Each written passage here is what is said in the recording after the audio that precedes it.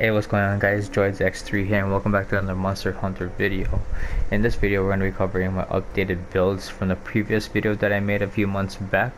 And of course new monsters came out, new arch-tempered monsters.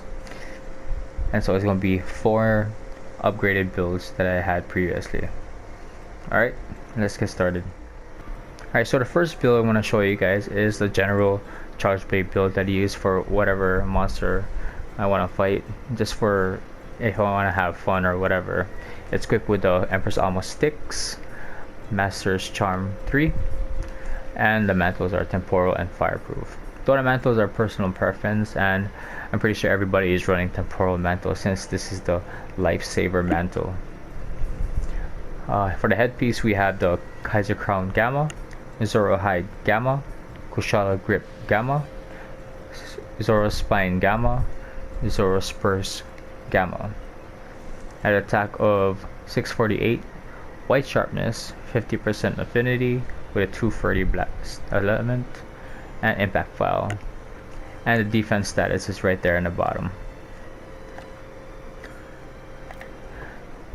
For the skill set, we have the Zoro Magdaros Mastery from having 3 set pieces equipped from the Zoro Magdaros armors, which this is very helpful whenever using an element weapon because it will increase your status effect whenever you are landing critical hits. Have critical eye 7, artillery 3, it's like a tongue twister, artillery 3. Tremor resistance 2, this comes with the Zoro chest piece. Health boost 2, blast attack, weakness exploit 2, focus 2, part breaker 2, slugger 2, bombardier, critical boost, capacity boost, tool specialist, and the razor sharp from the having the Empress Xenojiva combo weapons. Next we have the Vaal Hazak set, which I use whenever I gotta fight Vaal Hazak, and where it's equipped with the Empress Alma Ruin charge blade.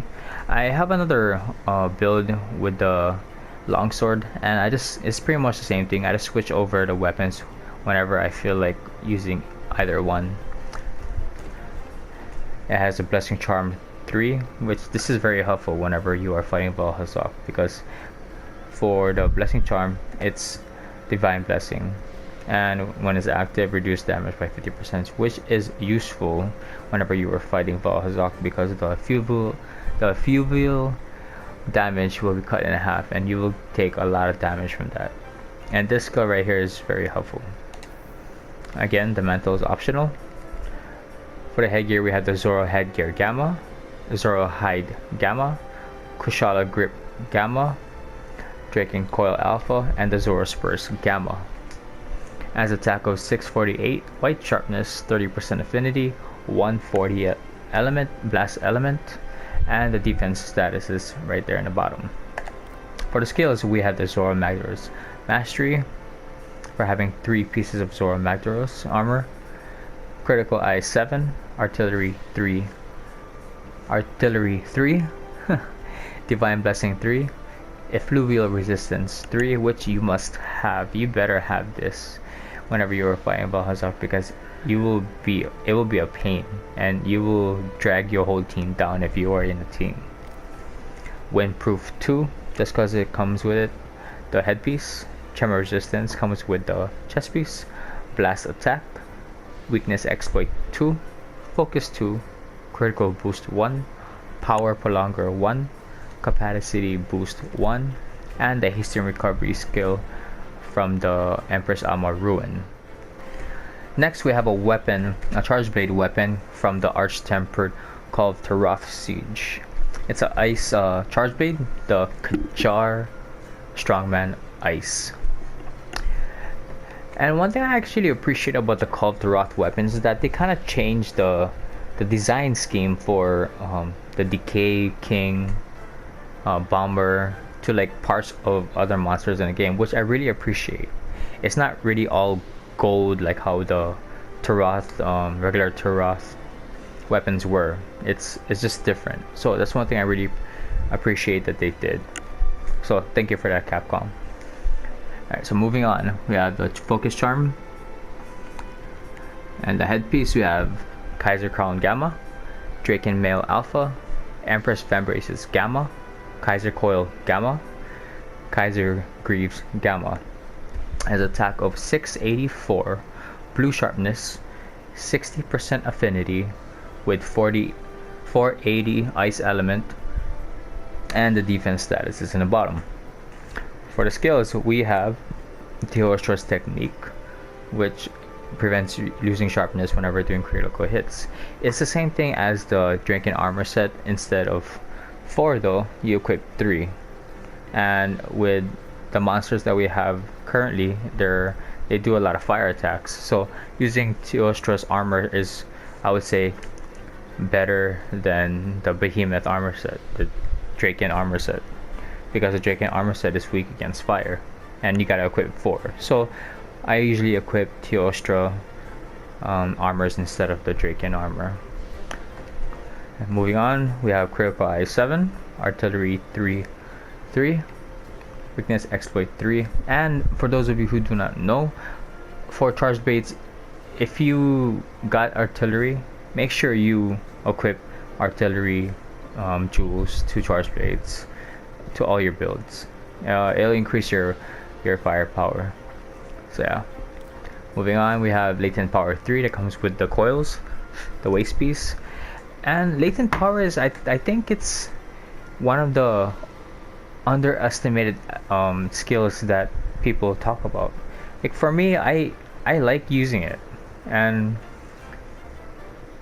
whenever it's active, it increases affinity by 30% and reduces stamina depletion by 30%. And yeah, sure, why not? Like there's conditions. I'm not really too familiar about the conditions that you need for it to activate, but it activates more often than you think. It just, people rather have a skill that's active all the time though. But I think this is a very underrated skill, which people should look onto, and then usually makes a difference on their damage output. Focus 2, Agitator 2, Critical Boost 1, Park Breaker 1, Capacity Boost, Evade Extender 1, and the Critical Element. See, this skill right here is a skill that comes with the new Arch Tempered Kovtaroth weapons.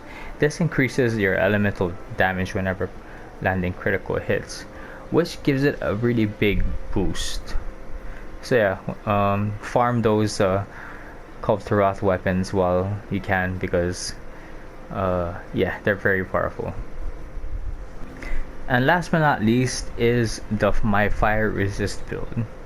And just like I said, there's a lot of fire monsters that put out fire damage, and so having a fire resist build is a must whenever you are having a hard time. And for the fire resist, you just have to make sure your fire resistance is at 34. Sorry, not 34, but 20. Minimum of 20, just so you don't get that fire blight, because it'll be annoying. You have to roll 3 times every time you catch on fire or whatever. It's just pretty annoying. It just reduces your damage DPS. So it's equipped with the Empress Alma Sticks, Exploiter Charm, the Mantles, Kaiser Crown Gamma, Zoro Hide Gamma, Kushala Grip Gamma, Zoro Spine Gamma, and the Empress Greaves Alpha. It has attack of 648, white sharpness, 50% affinity, 210 blast element, and the defense status in the bottom right there. As you can see, my fire resistance at 34, so I'm good for fire blights. So moving on to the skills, we have no special skills. Like again, I said this is for specifically just resisting fire blights. It has Critical Eye 7, Fire Resistance 3, and whenever you're making a build, make sure you just have Fire Resistance 3, because then it'll give you an extra defense bonus of 10. Weakness Exploit 3, Artillery 3, Tremor Resistance 2, Health Boost 2, Critical Boost 2, Focus 2, Wide range 2, just cause, you know, help out the teammates a little bit, right? Bombardier 3, capacity boost 1, and the razor sharp spare shot.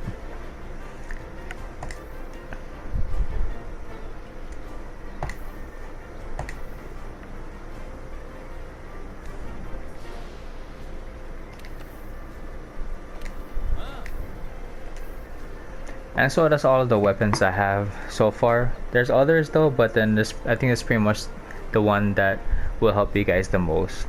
Of course, try out my build, mix and match to whatever you guys feel or whatever. And then yeah. Alright, till next time guys. Thank you for watching.